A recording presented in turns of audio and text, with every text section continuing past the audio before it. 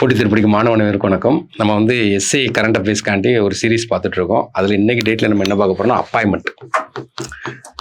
அப்பாயின்மெண்ட்டுங்கிறது பேரை என்ன வைக்கிறது கொஞ்சம் கஷ்டமாக இருக்கும். நீங்கள் கடைசி நேரம் பரீட்சைக்கு முந்தின நாள் லைட்டாக பார்த்துட்டு போயிடணும். அப்பாயின்மெண்ட்டில் நம்ம என்னென்ன அப்பாயின்மெண்ட்லாம் பார்க்க போகிறோம்னா, இந்தியா லெவலில் முக்கியமான அப்பாயின்மெண்ட் என்னெல்லாம் பார்க்குறோம், இன்டர்நேஷ்னல் லெவலில் முக்கியமான அப்பாயின்மெண்ட் என்னெல்லாம் பார்க்க போகிறோம், தமிழ்நாட்டு லெவலில் முக்கியமான அப்பாயின்மெண்ட்லாம் பார்க்க போகிறோம். இப்போ இது ஒரு இது சிம்பிளாக தான் இருக்கும், ஒரு ரீகால் பண்ணிக்கிடுங்க. அதில் ஃபஸ்ட்டு வந்து இந்தியா லெவலில் முக்கியமான போஸ்ட்டையும் பார்க்க போகிறோம். முக்கியமான போஸ்ட்டு ரீசன்ட் அப்பாயின்மெண்ட்டையும் சேர்த்தே பார்த்துருவோம். ஏன்னா எங்கேயுமே மிஸ் ஆகிடக்கூடாது கொஷின்ஸ். அப்போ இந்தியாவுடைய குடியரசுத் தலைவர் தான் ஹையஸ்ட்டு போஸ்ட்டு திரௌபதி முர்மு. ஏன்னா இவங்க எத்தனாவது குடியரசுத் தலைவர் அப்படிங்கன்னா 15th குடியரசுத் தலைவர். எந்த ஸ்டேட்டை சார்ந்தவங்கன்னா ஒடிசா. ஏன்னா ஒடிசாவை சார்ந்தவர்கள். அடுத்தது இந்தியாவின், இது ரீசன்ட், இது இப்போ ஓல்டு, இது நியூஸ் எல்லாம் சேர்த்தே பார்க்குறோம். நம்ம இந்தியாவின் துணை குடியரசுத் தலைவர் இப்போ ரீசனாக நடந்துச்சு. அவங்களும் 15th துணை குடியரசுத் தலைவர். நம்ம ஆர்டிகிள் ஏற்கனவே பார்த்துருக்கோம். 66வது ஆர்டிகிள் வந்து எலெக்ஷனை பற்றி பேசும். அவங்க வந்து எக்ஸாபி சேர்மன் ஆஃப் ராஜ்யசபா. அவங்கள பற்றி ஃபுல்லாகவே பார்த்து வச்சுக்கிடணும். ஏன்னா கண்டிப்பாக இந்த கொஸ்டின் வர்றதுக்கு நிறைய வாய்ப்பு இருக்குது. அப்போ இந்தியாவிலேருந்து 3வது துணை குடியரசுத் தேர்ந்தெடுக்கப்பட்டவர் சிபி ராதாகிருஷ்ணன். இப்போ யார் நமக்கு ஒரு கொஸ்டின் நமக்கு ரைஸ் ஆகும். ஏன்னா சர்வப்பள்ளி ராதாகிருஷ்ணன். இவர் வந்து ஆக்சுவலாக 1952லேருந்து 62 வரை இருப்பார். ரெண்டாவது யார் இருப்பான்னு கேட்டிங்கன்னா வெங்கட்ராமன். இவர் எப்போ இருப்பாருன்னா 1984லேருந்து 87 வரை இருப்பார். ஏன்னா அப்போ இதை பற்றி கண்டிப்பாக கேட்குறதுக்கு வாய்ப்பு இருக்குது. அடுத்தாப்புல நம்மளுடைய நாட்டின் பிரதமர் யாருன்னா நரேந்திர மோடி. இவங்க வந்து ஆக்சுவலாக பார்த்தீங்கன்னா எந்த மக்களவை தொகுதி அப்படின்னு சொல்லி கேட்கலாம். இதில் கேட்டாங்கன்னா வாரணாசி. அது போக இம்பார்ட்டன்ட் என்னென்னா, இப்போ ரீசெண்டாக ஒரு செலிப்ரேட் பண்ணியிருக்காங்க, 25 இயராக தலைவராக இருந்திருக்காருன்னு சொல்லிட்டு. அவர் குஜராத் சீஃப் மினிஸ்டர்லேருந்து இன்னைக்கு பிரைம் மினிஸ்டர் வரைக்கும் எத்தனை வருஷம் கம்ப்ளீட் பண்ணியிருக்காங்கன்னா 25 இயர்ஸ். அப்போ குஜராத் சீஃப் மினிஸ்டர் எப்போ ஆனான்னு கேட்டால் அக்டோபர் 7, 2001. அப்போ ரீசெண்டாக அக்டோபர் 7 முடியும் போது இதை பற்றி செலிப்ரேட் பண்ணாங்க. அடுத்து நெக்ஸ்ட்டு, அப்போ பிரதமர் எதுக்கெல்லாம் தலைவர்னு சொல்லி கூட கொஸ்டினாக கேட்கலாம். திட்டக்குழுடைய தலைவர், நிதி ஆயோக்குடைய தலைவர், அந்த மாதிரி கொஸ்டின்லாம் பார்த்து வச்சுக்கணும். அடுத்தது இந்தியாவுடைய தலைமை நீதிபதி இப்போ இருக்கிறது. அப்போ தலைமை நீதிபதியுடைய ஆர்டிக்கிள் கேட்கலாம். ஆர்டிக்கிள் வந்து 1 to 4. அவர் அப்பாயின்மெண்ட் பண்ணுறது யார் அப்படி கேட்டிங்கன்னா பிரசிடென்ட் ஆஃப் இந்தியா. அப்போ ரிட்டைர்மெண்ட்டுடைய ஏஜ் கேட்கலாம். இதெல்லாம் பார்த்து வச்சுக்கணும். இப்போ இருக்கிறவர் வந்து 52nd தலைமை நீதிபதி. ஏன்னா பிஆர் ஹவாய். ஏன்னா ஃபஸ்ட்டு புத்திஸ்ட். ஏன்னா இப்போ வந்து இவர் ஆக்சுவலாக பார்த்தீங்கன்னா புத்திஸ்ட் மதத்தை சார்ந்த முதல் ஆள் இவர் தான், பிஆர் கவாய். டாக்டர் அம்பேத்கர் வந்து புத்திஸ்ட் மதத்துக்கு கன்வெர்ட் ஆகும்போது இவருடைய அப்பா வந்து பயங்கர ஆக்டிவாக இருந்திருக்காரு. ஏன்னா நெக்ஸ்ட்டு பார்த்தீங்கன்னா தலைமை தேர்தல் ஆணையர். இது பார்த்து வச்சுக்கணும். ஏன்னா இப்போ எலெக்ஷன் பீகாரில் எலெக்ஷன் 243 தொகுதி இருக்குது. எலெக்ஷன் அனௌன்ஸ் பண்ணிட்டாங்க. அப்போ அந்த எப்போவுமே பார்த்தீங்கன்னா ஒரு 3 இது ரொம்ப important. Parliament very important, supreme court very important, election commission very important. இந்த 3 தான் கண்ட்ரோல் மெக்கானிசம் அப்படிம்பாங்க. அப்போ சீஃப் எலெக்ஷன் கமிஷனர் யாருன்னா ஞானேஷ் குமார். அந்த சீஃப் எலெக்ஷன் கமிஷனுக்கு கீழே 2 எலெக்ஷன் கமிஷனர் இருப்பாங்க. ஏன்னா இது வந்து சீஃப் எலெக்ஷன் கமிஷனர், இன்னொன்று வந்து chief election commissioner 1, election commissioner 2 இருப்பார். 1 யாருன்னு கேட்டிங்கன்னா சுக்பீர் சிங் சந்து, 2 யாருன்னா விவேக் ஜோஷி. இந்த 3 பேரும் சேர்ந்தா நமக்கு ரிப்போர்ட் பண்ணுவாங்க. ரிப்போர்ட்டில் பேட்டி கொடுக்குற மாதிரி இருக்கும் நமக்கு. அப்போ எலெக்ஷன் கமிஷனுடைய ஆர்டிக்கிள் கூட நம்ம என்ன செஞ்சுக்கிறோம், பார்த்து வச்சுக்கிறோம். தேர்தல் ஆணையர் இவங்களுடைய பீரியட் வந்து 6 வருஷம், 65 வயசு ரிட்டையர்டு. அப்புறம் லோக்சபாவுடைய சபாநாயகர் ஓம் பிர்லா. ஆர்டிகிள் வந்து 93. இவங்க வந்து ராஜஸ்தானில் கோட்டா அந்த தொகுதியிலிருந்து சார்ந்தவர். ஏன்னா அடுத்த முக்கியமான போஸ்டிங் சிஏஜி அப்படிம்பாங்க, controller of auditor general, Sanjay Murthy. அப்போ இந்த ஆர்டிகிள்லாம் பார்த்துக்கணும். ஆர்டிகிள் வந்து 148லேருந்து 151 வரை இருக்கும் ஆர்டிகிள். இவருடைய பீரியட் வந்து 6 வருஷம், ரிட்டைர்மெண்ட் வந்து 65. இவர் தான் கார்டியன் ஆஃப் பப்ளிக் பர்ஸ் அப்படிம்பாங்க. ஏன்னா பொது பணத்தின் பாதுகாவலன்பாங்க. நெக்ஸ்ட் பார்த்தீங்கன்னா யூபிஎஸ்சியுடைய சேர்மன் அஜய்குமார். இது ரீசன்ட் அப்பாயின்மெண்ட் அஜய்குமார். ஆர்டிகிள் பார்த்தீங்கன்னா 315லேருந்து பார்த்தீங்கன்னா 323 வரை வரும். அடுத்து இந்தியாவுடைய தலைமை பொருளாதார ஆலோசகர், பிரின்சிபல் எக்கனாமிக் அட்வைசர் ஆனந்த நாகேஸ்வரன். தேசிய பாதுகாப்பு ஆலோசகர் ஏன்னா national security advisor Ajit Doval. அடுத்தது பார்த்தீங்கன்னா ஸ்டாஃப் செலெக்ஷன் கமிஷனுடைய தலைவர் யாருன்னா கோபாலகிருஷ்ணன். இதெல்லாம் வந்து பார்த்து வச்சுக்கிறோம். நெக்ஸ்ட்டு நிதி ஆயோக்கை வச்சு கொஸ்டின் கேட்பாங்க. ஏன்னா நமக்கு பிளானிங் கமிஷன் ஒன்று ஃபார்ம் பண்ணியிருந்தாங்க, அதை ரீப்ளேஸ் பண்ணிட்டு நிதி ஆயோக் வந்துச்சு. 2015 நிதி ஆயோக்கை கொண்டு வராங்க. அதனுடைய தலைவர் யாருன்னா பிரைம் மினிஸ்டர் தலைவர். துணைத் தலைவர் யாருன்னா சுமன் பெரி. தலைமை செயல் அதிகாரி சிஇஓ யாருன்னு கேட்டிங்கன்னா BVR சுப்பிரமணியம். நெக்ஸ்ட்டு பாதுகாப்பு மற்றும் அறிவியல் ஆலோசனைக்குள்ள கம்பைன்ட் டிஃபென்ஸ் சர்வீஸ் என்ன பாதுகாப்புத்துறை தலைவர் யாருன்னு கேட்டிங்கன்னா ஜெனரல் அனில் சௌகான். இந்த போஸ்ட் எப்போ உருவாக்குறாங்க அப்படின்னா 2019 தான் இந்த போஸ்ட் உருவாக்கி இந்த 3க்குமே ஹெட்டுங்கிற மாதிரி ஒரு இதை கொண்டு வர்றாங்க. அடுத்தது ஆர்மியுடைய தலைவர் யாருன்னா உபேந்திர திவேதி. நேவியுடைய தலைவர் யாருன்னா தினேஷ்குமார் திரிபாதி. ஏர்போர்ட்ஸுடைய ஏருடைய தலைவர் என்ன பிரித் சிங், அமர்பிரித் சிங். முப்படை. அதுக்கப்புறம் பார்த்தீங்கன்னா ஃபினான்ஸு ஆர்பிஐடைய கவர்னர் யாருன்னு கேட்டிங்கன்னா சஞ்சய் மல்கோத்ரா.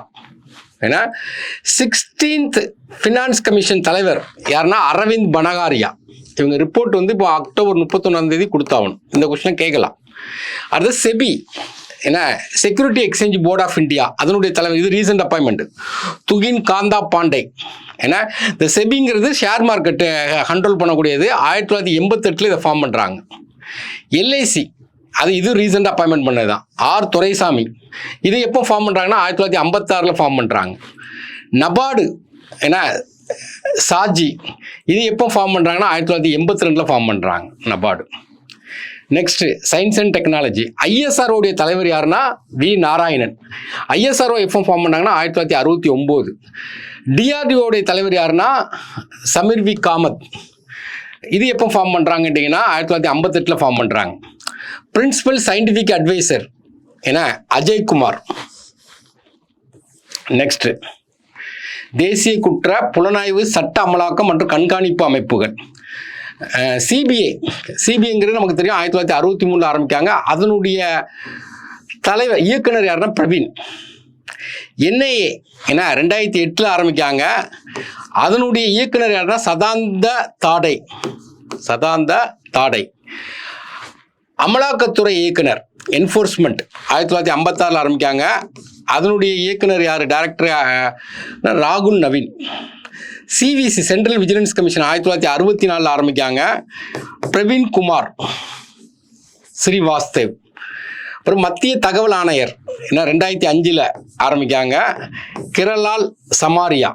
இப்போ இதெல்லாம் முக்கியமான ஒரு இதுதான். அப்புறம் தேசிய ஆணையங்கள் என்ன மத்திய உரிமைகள் ஆணைய தலைவர் என்ன நேஷனல் ஹியூமன் ரைட்ஸ் கமிஷன்ங்கிறது 1993 ஆரம்பிக்காங்க. அதனுடைய தலைவர் ராமசுப்ரமணியன். தேசிய பட்டியலின ஆணைய தலைவர் எஸ்சி கமிஷன். இதுக்கு ஆர்டிகல் பார்த்து வச்சு கேட்பான் 338 கிஷோர் மக்வானா.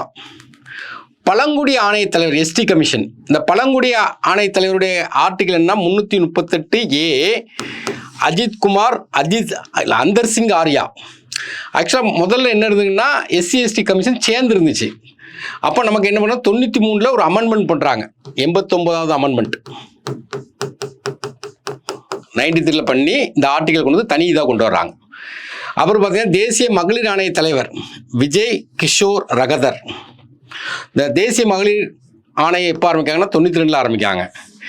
தேசிய சிறுபான்மையினர் ஆணைய தலைவர் இந்த மைனாரிட்டிங்கிறது 93 ஆரம்பிக்காங்க. இக்பால் சிங் லால்புரா. தேசிய பிற்படுத்தப்பட்ட ஆணைய தலைவர் national commission for backward class. இதுக்கு ஒரு அமெண்ட்மெண்ட் பண்ணுறாங்க. 102 கான்ஸ்டியூஷனல் அமெண்ட்மெண்ட்டு 2018 கொண்டு வந்து ஒரு ஆர்டிகல் கொண்டு வராங்க 338B. 338ங்கிறது ஷெட்யூல் காஸ்ட்டு, 338Aங்கிறது ஷெட்யூல் ட்ரைபு, ஓபிசிக்கு 338B. கன்ஸ்ராஜ் அகிர். இவ்வளோ நேரம் பார்த்தது பார்த்தீங்கன்னா நேஷனல் லெவலில் பார்த்துட்டோம். இப்போ தமிழ்நாட்டு லெவலில் பார்க்க போகிறோம். தமிழ்நாட்டினுடைய ஆளுநர் RN Ravi. CM MK Stalin. தலைமைச் செயலாளர் முருகானந்தம் IAS. டிஜிபி இப்போ இது வந்து பொறுப்பு தான். இப்போ ரீசெண்டாக போட்டுருவாங்க, இன்னும் கொஞ்ச நாளில் போட்டுருப்பாங்க. பொறுப்பு வந்து என்னங்கன்னா G வெங்கட்ராமன். அப்புறம் மெட்ராஸ் ஹைகோர்ட்டுடைய தலைமை நீதிபதி ஏன்னா ஹைகோர்ட்டு தலைமை நீதி ஆர்டிகல் அப்பாயின்மெண்ட் வந்து 217 மணீந்திர மோகன் ஸ்ரீவஸ்தவா. தமிழக ஆணையங்களின் தலைவர் லோக் ஆயுக்தா. இந்த லோக் ஆயுக்தா எப்போ ஆரம்பித்தாங்கன்னு கேட்கலாம். 2018 ஆரம்பிக்காங்க. அதனுடைய தலைவர் யாருன்னு கேட்டிங்கன்னா நீதிபதி ராஜமாணிக்கம். மாநில தேர்தல் ஆணையர் ஜோதி நிர்மலா ஐஏஎஸ். அப்புறம் டிஎன்பிஎஸ்சியுடைய தலைவர் ஏன்னா பிரபாகர் ஐஏஎஸ். அடுத்தது மாநிலத்தின் மனித உரிமை ஆணைய தலைவர் மணிக்குமார். மகளிர் ஆணையம் ஏஎஸ் குமாரி. ஆதி திராவிடர் மற்றும் பழங்குடியினர் ஆணையம் தமிழ் வாணன். இது 2021 தான் ஆரம்பிக்காங்க, இந்த கவர்மெண்ட் வந்த பிறகு தான். சிறுபான்மையினர் ஆணையத்துடைய தலைவர் மைனாரிட்டியுடைய கமிஷனுடைய தலைவர் ஜோ அருண். பிற்படுத்தப்பட்ட ஆணையம் பாரதிதாசன். ஏன்னா மாநில தேர்தல் அதிகாரி ஏன்னா அர்ச்சனா பாட்நாயக். நெக்ஸ்ட் மாசு கட்டுப்பாட்டு வாரியம் எம் ஜெயந்தி. நெக்ஸ்ட் தமிழக அளவிலான ஆணையம் அல்லது குழுக்கள் இப்போ ரீசெண்டாக போட்டது மாநில தீயணைப்பு ஆணைய தலைவர் என்ன சங்கர் ஜிவால் ரீசெண்டாக போட்டது. அடுத்து 4வது காவல்துறை ஆணைய தலைவர் சிடி செல்வம். 7வது மாநில நிதி ஆணைய தலைவர் ஏன்னா 7வது கே அலாவுதீன். இது தமிழ்நாடு பஞ்சாயத்து சட்டம் 1994 கொண்டு வந்தபடி இது கொண்டு வர்றாங்க. அங்கே உள்ள நிதி ஆணையம் வேற, இங்கே உள்ள நிதி ஆணையம் வேற. இங்கே உள்ள நிதி ஆணையம்னா மாநில அரசுலேருந்து உள்ளாட்சி அரசுக்கு நிதியை பங்கீடு பண்ணுறது. அடுத்து வெரி இம்பார்ட்டன்ட், புதிய குற்றவியல் சட்டங்களை மறு ஆய்வு செய்வதற்கான ஆணையம். இப்போ புதிய குற்றவியல் சட்டம் ஒரு 3 சட்டம் கொண்டு வந்தாங்க. அதை எப்படியும் கொஸ்டினாக கேட்டுருவாங்க, நமக்கு கேட்பாங்க. அதில் மறு ஆய்வு புதுசாக ஒரு 3 சட்டம் கொண்டு வந்திருக்காங்க. இதெல்லாம் ரீப்ளேஸ் பண்ணி கொண்டு வந்தாங்கன்னா ஐபிசி ரீப்ளேஸ் பண்ணாங்க, சிஆர்பிசியை ரீப்ளேஸ் பண்ணாங்க, ஐஇஏ ரீப்ளேஸ் பண்ணாங்க. அப்போ ஐபிசியை ரீப்ளேஸ் பண்ணி கொண்டு வந்தது நமக்கு என்ன கொண்டு வந்தாங்கன்னா பாரதிய நியாய சங்கீதா. இது ஐபிசியை ரீப்ளேஸ் பண்ணாங்க. அடுத்தது பார்த்தீங்கன்னா சிஆர்பிசியை ரீப்ளேஸ் பண்ணது பாரதிய நகரிக் சுரக்ஷா சங்கீதா. இது சிஆர்பிசியை ரீப்ளேஸ் பண்ணி வந்தது. அடுத்தது பார்த்தீங்கன்னா எல்லாத்துக்குமே பாரதியங்கிறது வரும். சாட்சியம்னா சாட்சியம் சொல்றது. சாட்சிய அதினியா. இது இந்தியன் எவிடன்ஸ் ஆக்டை ரீப்ளேஸ் பண்ணி வந்தது. இப்போ இந்த 3 ஆக்ட் சென்ட்ரல் கவர்மெண்ட் கொண்டு வராங்க. அதை மறு ஆய்வு செய்யறதுக்கு தமிழ்நாட்டில் அப்பாயின்மெண்ட் கமிட்டி தான் சத்யநாராயணன் கமிட்டி. இது எப்போ கொண்டு வந்தாங்க கேட்டிங்கன்னா 2023 கொண்டு வராங்க. எப்போ செயல்படுதுன்னு கேட்கலாம். இது கேட்கலாம் ஜூலை 1 2024. இந்த கொஸ்டின் பார்த்து வச்சுக்கிட்டுங்க. அப்புறம் தமிழக அளவிலான ஆணையம் கமிஷன். மாநில கல்விக் கொள்கை இப்போ நமக்கு தேசிய நியூ எஜுகேஷனல் பாலிசின்னு சொல்லிட்டு 2020 கொண்டு வந்தாங்க. அதை ஆராயறதுக்கு ஒரு கமிட்டி போட்டாங்க.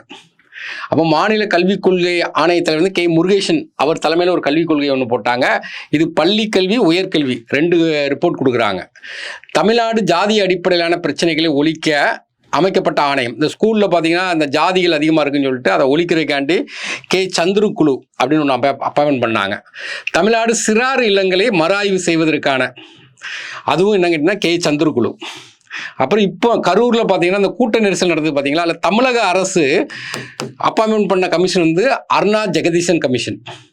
அப்புறம் Madras high court special investigation team ஒன்று போட்டாங்க. அதில் ஒரு கமிட்டி போட்டாங்க, ஒரு ஐஜி அஸ்ரா கார்க். இன்னைக்கு பார்த்தீங்கன்னா சுப்ரீம் கோர்ட்டில் இந்த கேஸ் வரும்போது என்ன பண்ணுறாங்கன்னா சிபிஐ கன்வெர்ட் பண்ணிட்டு ஒரு 3 மெம்பர் கமிட்டி ஒன்று போடுறாங்க. அதில் யார் தலைமையில் போடுறாங்கன்னா அஜய் ரஸ்தோகி. ஏன்னா 3 பேர் மன்ற கமிட்டி இவர் தலைமையில் போடுறாங்க. மிச்சம் 2 பேர் ஒரு ஐபிஎஸ் ஆஃபீஸர், அதாவது தமிழ்நாட்டில் இருக்கக்கூடிய ஒரு ஐபிஎஸ் ஆஃபீஸர். ஆனால் அவங்க தமிழ்நாட்டை சார்ந்தவங்களாம் இருக்கக்கூடாது அப்படின்னு ஒரு கமிட்டி போடுறோம். அப்போ இல்லை 3 கமிட்டி நம்ம பார்க்குறோம். அருணா ஜெகதீசன் கமிட்டி, அஸ்ரா கார்க் கமிட்டி, அடுத்து அஜய் ரஸ்தோகி கமிட்டி. இப்போ நம்ம இன்டர்நேஷ்னல் பார்க்க போகிறோம். இன்டர்நேஷ்னல் பார்க்கும்போது நமக்கு என்ன கேட்டிங்கன்னா யுனைடெட் நேஷன் ஆர்கனைசேஷனுங்கிறது ரொம்ப இம்பார்ட்டன்ட். வேர்ல்டுலேயே மிகப்பெரிய ஆர்கனைசேஷன் அந்த ஆர்கனைசேஷன். அதனுடைய ரொம்ப நாள் இவர் தான் இருக்கார், அண்டோனியோ குட்ரஸ். அப்புறம் யுனைடெட் நேஷனுடைய human rights commission Jurg Lauber. World health organisation ஏன்னா அது டெட்ரோஸ்ன்னு வச்சுக்கிடுவோம், ரோஸ். அப்புறம் வேர்ல்டு ட்ரேட் ஆர்கனைசேஷன் ஏன்னா இவோலோ. அடுத்தது இது கேட்பான் IMF international monetary fund Kristina Georgieva. World bank Ajay Banga, இது ரொம்ப இம்பார்ட்டன்ட், இந்தியாவை சார்ந்தவர் இவர். அப்புறம் பார்த்தா ஷார்க்கு, அதோட ஹெட் யாருங்கன்னா கோலம் சர்வார். Asian association of south east Asian நேஷனுடைய தலைவர் யாருன்னா Kao Kim Hourn. Asian development bank Masato Kanda, புதிய அதாவது நியூ டெவலப்மெண்ட் பேங்க் பிரிக்ஸ்ன்னு இருக்குது பார்த்தீங்களா, அந்த பிரிக்ஸுடைய ஒரு பேங்க் தான் என்னங்கன்னா நியூ டெவலப்மெண்ட் 2014 ஆரம்பிச்சிருப்பாங்க. அதனுடைய தலைவர் என்ன தில்மார் ஊசப். அப்புறம் இது கேட்கலாம், இப்போ இதுதான் பிரச்சனை, north Atlantic treaty organisation Mark Rutte. அடுத்து அபக்குடைய தலைவர் யாருன்னு கேட்டிங்கன்னா எட்வர்டோ பெட்ரோசா. இப்போ நம்ம பார்த்தோம் என்னென்னா இன்டர்நேஷ்னல் லெவலில் பார்த்தோம் சர்வதேச கிரிக்கெட் கவுன்சிலின் தலைவர்.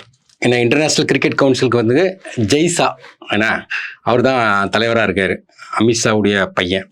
நெக்ஸ்ட்டு பார்த்தீங்கன்னா ஐஎம்எஃப் பார்த்தோம், அதில் ஐஎம்எஃப் உடைய நிர்வாக இயக்குனர் ஏன்னா உர்ஜித் பட்டேல், இது ஒரு முக்கியமான ஆள். ஏன்னா பழைய former RBI governor Urjit Patel, இவர் தான் நம்மளுடைய இன்ஃப்ளேஷன் பணவீக்கத்தை அதாவது 4% அதாவது +or-2 ஏன்னா 102 to 106 இருக்கணும்னு சொல்லிட்டு ரெக்கமெண்ட் பண்ணது இவர் தான். நெக்ஸ்ட்டு புதிய மேம்பாட்டு வங்கியின் துணைத் தலைவர், நியூ டெவலப்மெண்ட் பேங்க் இருக்கிற பிரிக்ஸ் உடைய வங்கி, அதோடைய துணைத் தலைவர் வந்து ராஜீவ் ரஞ்சன், இந்தியாவை சார்ந்தவர். அடுத்து பார்த்தீங்கன்னா ஆசிய உள்கட்டமைப்பு முதலீட்டு வங்கியின் தலைவர் ஜிஐஇ ஏன்னா ஆசியன் உள்கட்டமைப்பு இன்ஃப்ராஸ்ட்ரக்சர் இன்வெஸ்ட்மெண்ட் பேங்க், அதனுடைய தலைவர். நெக்ஸ்ட் எல்லாம் ரீசெண்டாக அப்பாயின்மெண்ட் ஆனவங்க. சர்வதேச ஒலிம்பிக் குழுவின் முதல் பெண் தலைவர் ஏன்னா கிறிஸ்டி கோவென்ட்ரி. அடுத்து இது முக்கியமானது, இது வந்து இந்தியா தான் அதை ஃபார்ம் பண்ணுது, அதனால அதை கேட்பாங்க. பிக் கேட்ஸ் அலைன்ஸ் அப்படிம்பாங்க, அதோட தலைவர் யாருன்னா பூபேந்திர யாதவ். இது எப்போ ஆரம்பித்தாங்கன்னா 2023 ஆரம்பிக்காங்க.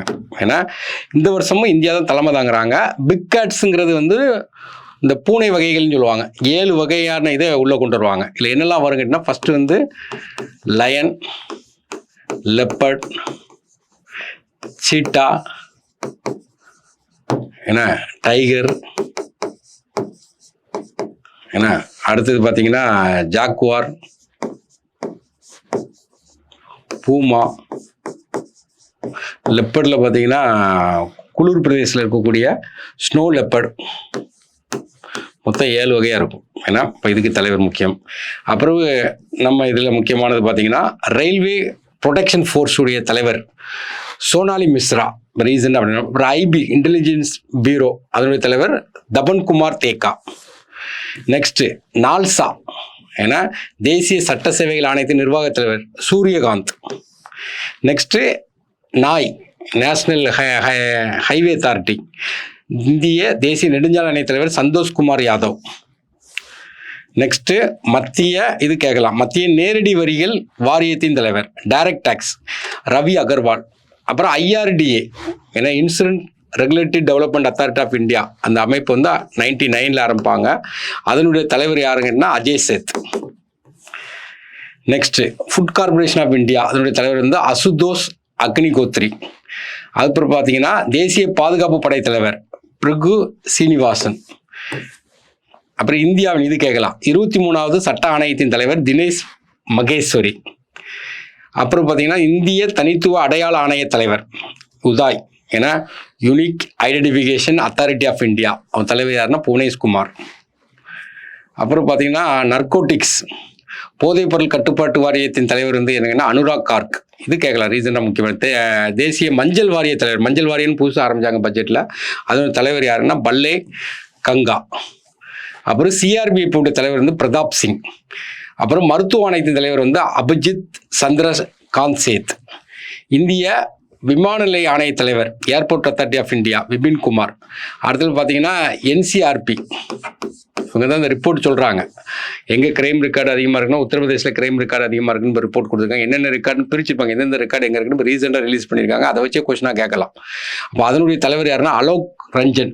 அப்போ வந்து கிரைம் ரிப்போர்ட். அப்போ நமக்கு வந்து இப்போ கரண்ட் அஃபேர்ஸை பொறுத்தவரைக்கும் அப்பாயின்மெண்ட் இது பேரை மட்டும் பார்த்துக்கிடுங்க. நார்மலாக நீங்கள் படிக்க வேண்டியது என்னென்னா திரும்ப ரிவிஷன் தான் நல்லா பண்ணணும். ரிவிஷன் நல்லா பண்ணுங்கள். அது போக நம்ம என்ன பண்ணால் டெஸ்ட்டுக்கு நல்லா ப்ராக்டிஸ் பண்ணுங்கள். இப்போ டெஸ்ட்டு பொறுத்தவரைக்கும் என்ன கேட்டால் வாரத்துக்கு நமக்கு 2 டெஸ்ட் வைக்கிறோம், செவ்வாய் வெள்ளி செக்ஷன் வைஸாக. ஃபுல் டெஸ்ட்டு போன வாரம் எழுதியிருப்பீங்க, அது அப்படி தான் இருக்கும் பேட்டர்ன். ஏன்னா இங்கே கொஞ்சம் செக்ஷன் வைஸ் டெஸ்ட் வந்து ஒரு டஃப்பாக வச்சுருப்போம், ஃபுல் டெஸ்ட் வந்து ரியல் பேட்டர்னில் இருக்கும். அப்போ வந்து டெஸ்ட்டை ஃபாலோ பண்ணுங்க, டெஸ்ட்டுக்குன்னு உட்காந்து படிங்க, டெஸ்ட்டை வந்து ரீகால் பண்ணிட்டே இருங்க. இந்த தடவை பண்ண தப்பு அடுத்த தடவை வரக்கூடாது, அதான் உங்களுக்கு பேசிக்காக உள்ள மந்திரம். இப்போ இந்த தடவை வந்து ஒரு ஏரியாவில் ஒரு சிம்பிள் இன்ட்ரெஸ்ட் ஒரு தப்பு வந்துருக்குன்னா அடுத்தாப்புல மேக்ஸில் தப்பு வரக்கூடாது, ரீசனிங்கில் தப்பு வரக்கூடாது. எந்த ஏரியாவில் தப்பு வந்ததோ அதை போய் வீட்டில் போய் நல்லா ரீகால் பண்ணுங்க. ஒரு ஸ்ட்ரெயிட் ரேங்க் எடுக்கிற மாதிரி உட்காந்து படிங்க. கரண்ட் அஃபேர்ஸை பொறுத்தவரைக்கும் பயப்பட வேண்டிய அவசியமே கிடையாது. இது ஃபைனலாக இன்னும் கொஞ்சம் சுருக்கி ஒன்லைனர் மாதிரி கொடுத்துரும். போட்டு இதில் வந்து ஒன்லைனர் மாதிரி கொடுக்கலாம். நெக்ஸ்ட் நிறைய பேர் பார்த்தீங்கன்னா ஸ்போர்ட்ஸ் கேட்கிங்க, அந்த ஆர்டர் படி ஒவ்வொன்றா போட்டுடலாம், கம்ப்ளீட்டாக கவர் பண்ணி அதையும் சுருக்கி உங்களுக்கு மெட்டீரியல். கரண்ட் அஃபேர்ஸை பற்றி பயப்பட வேண்டிய அவசியம் கிடையாது. நீங்கள் என்ன பண்ணணும்னா திரும்ப உட்காந்து படிங்க. காம்படிட்டிவ் எக்ஸாம் கிளியர் பண்ணாமல் இருக்கு ஒரே காரணம் என்னன்னா கேர்லெஸ் மிஸ்டேக் வரும். அந்த கேர்லெஸ் மிஸ்டேக்கை எப்படி அவாய்ட் பண்ணுறது அதை மட்டும் தெரிஞ்சுக்கிட்டாவே நீங்கள் கிளியர் பண்ணிட்டு போயிடலாம். தேங்க்யூ.